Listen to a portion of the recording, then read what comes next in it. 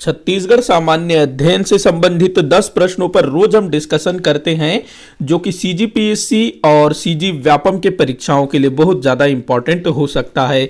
सीधे हम लोग क्वेश्चन पर चलते हैं। तो आज का पहला क्वेश्चन है कि ब्रिटिश ईस्ट इंडिया कंपनी द्वारा नागपुरी रुपया को बंद किया गया। तो आपको बताना है कि ब्रिटिश ईस्ट इंडिया कंपनी ने नागपुरी रुपया को कब बंद किया।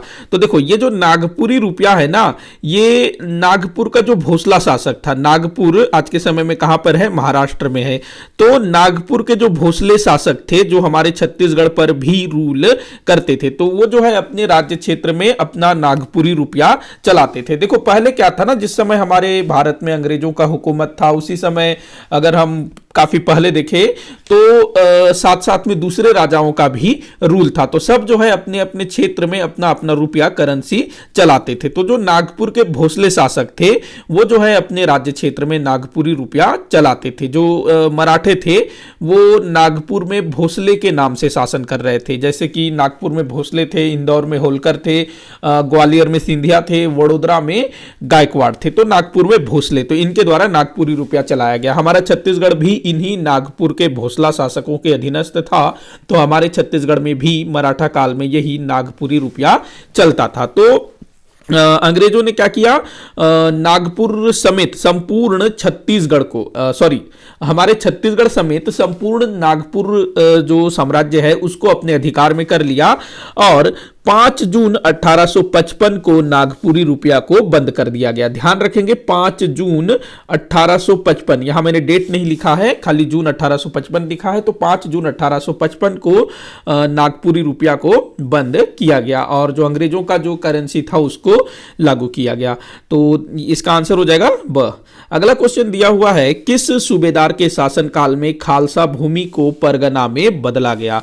तो देखो, जब मराठे हमारे यहां शासन कर रहे थे तो बिंबाजी के बाद ब्योंकोजी भोसले का रूल आता है और ब्योंकोजी भोसले ने क्या किया, वो जो है स्वयं छत्तीसगढ़ नहीं आते हैं, छत्तीसगढ़ में सूबा शासन की शुरुआत करते हैं और यहां पर सूबेदारों की नियुक्ति होना शुरू होती है। तो एक सूबेदार था जिसने छत्तीसगढ़ के खालसा भूमि को, मतलब कि जिस क्षेत्र पर मराठे सीधे सीधे शासन कर रहे थे, उस क्षेत्र को परगनों में बदल दिया। तो कौन था भाई, ये विट्ठल राव दिनकर, जिसको हम बोलते हैं ना परगना पद्धति का जनक, परगना पद्धति का जनक इसको बोला जाता है, या परगना पद्धति को शुरू करने वाला। तो क्या किया विट्ठल राव दिनकर ने कि छत्तीसगढ़ के जितने क्षेत्र में मराठे सीधे शासन कर रहे थे, देखो क्या था कि जो मराठे हैं ना, वो पूरे छत्तीसगढ़ पर रूल नहीं कर रहे थे। छत्तीसगढ़ के कुछ भागों पर, देखो ये मान लो छत्तीसगढ़ है, नीचे बस्तर रियासत है, बस्तर है, कांकेर है, इधर जो है राजनांदगांव तरफ भी काफी सारी रियासतें थी। हाँ, तो जो बाकी जो रियासतें थी ना, जिसको आगे चल करके हम 14 रियासतों के नाम से पढ़ते हैं, उनके अलावा भी और छोटी छोटी रियासतें थी, बहुत सारी थी। तो जो छोटे छोटे रियासतें थे, छोटे छोटे राजा महाराजा थे, उनको बने रहने दिया गया। उनको जो है मराठों के अधीनस्थ जमींदार के रूप में उनको बना दिया गया कि आप जो है उस क्षेत्र में रूल करो, बस हमको जो है कायदे से आप टैक्स देते रहो, कर देते रहो।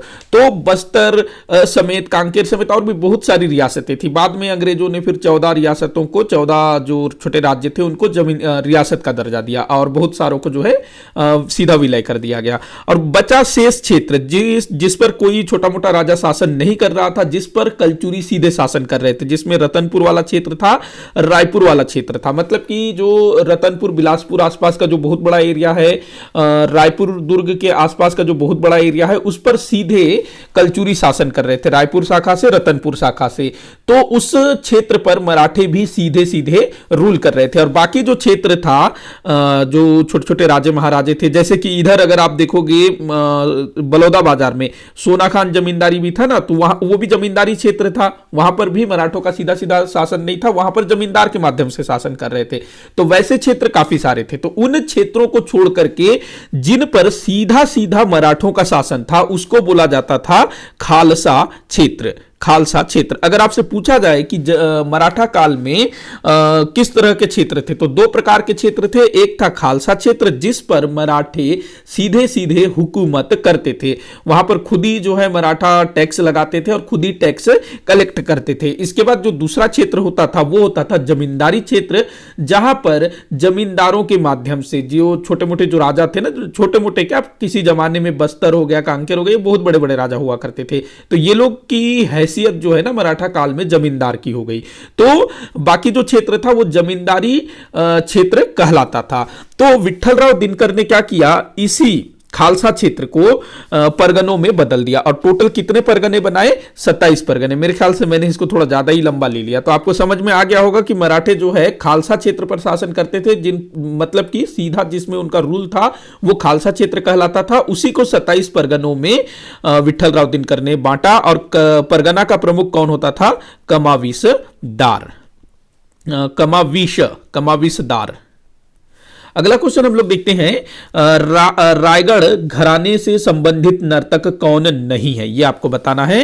तो देखो, फिरतू महाराज हैं, कल्याण दास हैं, रामलाल हैं, कल्याण साई ये नहीं है। ये जो रामलाल है ना, पंडित कार्तिक राम, जो रायगढ़ घराने के एक फेमस नर्तक थे, उनके पुत्र हैं रामलाल, पंडित कार्तिक राम के। तो ध्यान रखेंगे, ये सब हैं, द आपका आंसर होगा। अगला क्वेश्चन दिया हुआ है, नल वंश के शासकों के स्वर्ण मुद्राएं कहां से प्राप्त हुए हैं। तो देखो, नल वंश कहां शासन करते थे भाई, बस्तर क्षेत्र में रूल करते थे, और एक समय तो ऐसा आया कि ये छत्तीसगढ़ के बहुत बड़े भूभाग पर अपना अधिकार करके बैठ गए थे।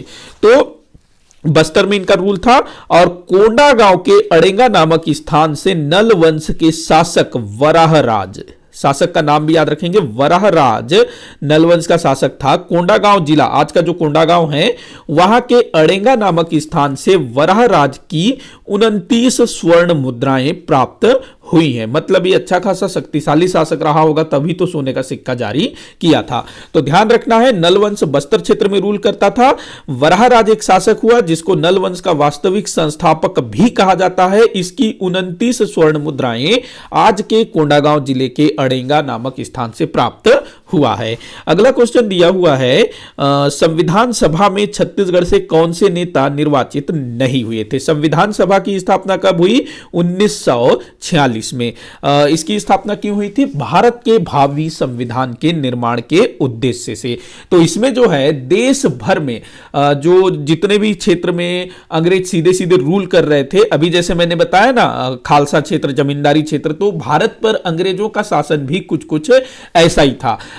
अंग्रेज जो है ना काफी बड़े एरिया में सीधे सीधे शासन कर रहे थे, जैसे कि पंजाब हो गया, हमारा छत्तीसगढ़ का भी बहुत सारा एरिया, छत्तीसगढ़, मध्य प्रांत, ये पूरा उत्तर प्रदेश हो गया, महाराष्ट्र, बंबई, ये सब में वो लोग सीधा सीधा रूल कर रहे थे। वहीं कुछ ऐसे क्षेत्र थे जहां पर अंग्रेज सीधा सीधा रूल न करके वहां के जो राजा महाराजा थे उनके माध्यम से रूल कर रहे थे। जैसे कि हमारे छत्तीसगढ़ में भी बहुत सारी रियासतें थी ना, 14 रियासतें, तो वहां पर जो है राजा का शासन होता था, लेकिन उस पर अंग्रेजों का नियंत्रण होता था। लेकिन सब कुछ जो है राजा करता था अंग्रेजों के इशारे पर, और वो टैक्स वगैरह भी देता रहा होगा।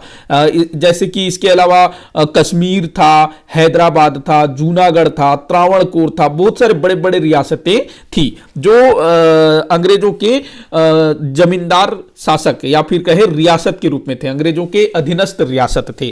तो पूरे भारत से जो रियासत वाले क्षेत्र थे जहां पर अंग्रेज सीधा शासन कर रहे थे, उन सब से जो है संविधान सभा के लिए सदस्यों का निर्वाचन हुआ। तो हमारे छत्तीसगढ़, जो कि उस समय मध्य प्रांत का अंग था, छत्तीसगढ़ से 3 लोगों जो है निर्वाचित होते हैं, 3 लोग निर्वाचित होते हैं। पंडित रविशंकर शुक्ल ये रायपुर से निर्वाचित हुए थे, ध्यान रखेंगे, रायपुर से पंडित रविशंकर शुक्ल।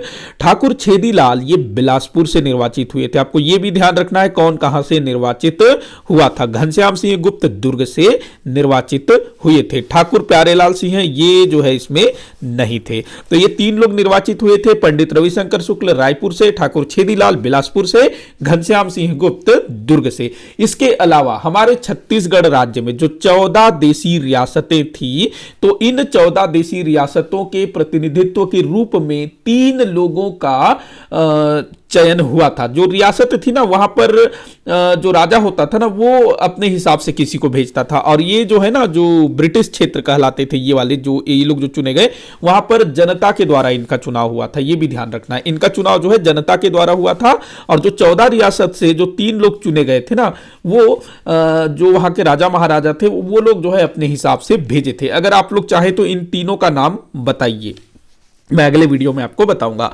अगला क्वेश्चन दिया हुआ है, किस कलचुरी शासक द्वारा सर्वाधिक स्वर्ण सिक्के जारी किए? तो भाई किसने सबसे ज्यादा सोने के सिक्के जारी किए थे कलचुरी शासक में? इंपॉर्टेंट है, जाजलदेव प्रथम। जाजलदेव प्रथम का एक अभिलेख भी प्राप्त है ना, रतनपुर अभिलेख, ये भी आप ध्यान में रखेंगे। रतनपुर अभिलेख पूछा जा सकता है, रतनपुर अभिलेख किसका है? अगला क्वेश्चन देखते हैं। तो अगला क्वेश्चन दिया है, कलचुरी काल में ग्राम प्रमुख कहलाता था। कौन होता था भाई ग्राम प्रमुख? तो गौटिया जो है ग्राम प्रमुख होता था। दाऊ की अगर हम बात करें तो ये बरहो का प्रमुख होता था। बरहो क्या होता था? तो बरहो जो है ना, 12 गांवों का समूह को बरहो कहा जाता था। मतलब 12 ग्राम के संयुक्त रूप को, जो मतलब 12 ग्रामों से मिलकर के एक बरहो कहलाता था। और बरहो का प्रमुख होता था दाऊ। मतलब कि दाऊ जो है उसके अधीनस्थ 12 ग्राम है, मतलब 12 गौटिया के ऊपर एक दाऊ होता था। अगला क्वेश्चन है, शहीद हनुमान सिंह का विद्रोह हुआ था। कब हुआ था भाई? तो 18 जनवरी 1858 को शहीद हनुमान सिंह का विद्रोह हुआ था। 10 दिसंबर 1857 को वीर नारायण सिंह को फांसी दिया गया था। फांसी उनको नहीं दिया गया था, मेरे ख्याल से तोप से उड़ाया गया था। तो वीर नारायण सिंह को जो है मृत्युदंड दिया गया 10 दिसंबर 1857 को, और 18 जनवरी 1858 को शहीद हनुमान सिंह ने विद्रोह किया। अपने सैन्य अधिकारी जिसका नाम था सार्जेंट मेजर सिडवेल, ऐसे ही कुछ नाम था ना, हाँ सिडवेल, सार्जेंट उसका कुछ पद था, तो सिडवेल की हत्या कर दी। इसके बाद 22 जनवरी 1858 को शहीद हनुमान सिंह इनको नहीं बोलना चाहिए, क्योंकि भाई ये जो है ना कभी भी अंग्रेजों के हाथ नहीं लगे थे, अंग्रेजों द्वारा ये मारे नहीं गए थे। ये जो है ना अंग्रेजों से बिल्कुल बचा करके निकल गए थे। उसके बाद इनका क्या हुआ ये कभी भी पता नहीं चल पाया, तो ध्यान रखना इस चीज को भी। बाकी इनके जो 17 साथी थे ना, उनको गिरफ्तार किया गया और उन पर मुकदमा चलाया गया, राजद्रोह का आरोप लगाया गया, और 22 जनवरी 1857 को हनुमान सिंह के 17 साथियों को मृत्यु दंड दिया गया। अगला क्वेश्चन हम लोग देखते हैं, उरांव जनजाति में प्रचलित युवा गृह धुमकुरिया में युवती सदस्यों की मुखिया होती है। तो देखो युवा गृह धुमकुरिया, इसमें जो युवती सदस्य होती है ना, वो क्या कहलाती है? धांगरिन कहलाती हैं। तो धांगरिन युवती सदस्य है वो धांगरिन कहलाती हैं, और इनकी जो मुखिया होती हैं वो बारकिन धांगरिन, ऐसा कुछ उसको कहते हैं। तो यहां पूछ रहा है कि वो कौन होती है? सर्वसम्मति से चुनी जाती है? नहीं, हाँ ये गलत है, सर्वसम्मति से नहीं चुना जाता है। प्रतियोगिता द्वारा चुनी जाती है? नहीं, ये भी गलत है। वरिष्ठतम सदस्य ही मुखिया होती है? ऐसा भी नहीं है। देखो जो विधवा सदस्य, प्रायः क्या होता है, विधवा अथवा वरिष्ठतम सदस्य मुखिया होती है। विधवा अथवा वरिष्ठतम सदस्य क्या होता है, गांव में अगर कोई विधवा स्त्री है उरांव जनजाति की, तो वो भी जो है धुमकुरिया की सदस्य होगी। ध्यान रखना है आप लोगों को कि जो घोटुल है ना, मुरिया जनजाति का घोटुल, उसमें क्या होता है, केवल और केवल अविवाहित युवक युवती ही उसके सदस्य हो सकते हैं। उसमें जो विधवा है, विधुर है, वो लोग उसमें शामिल नहीं हो सकते हैं।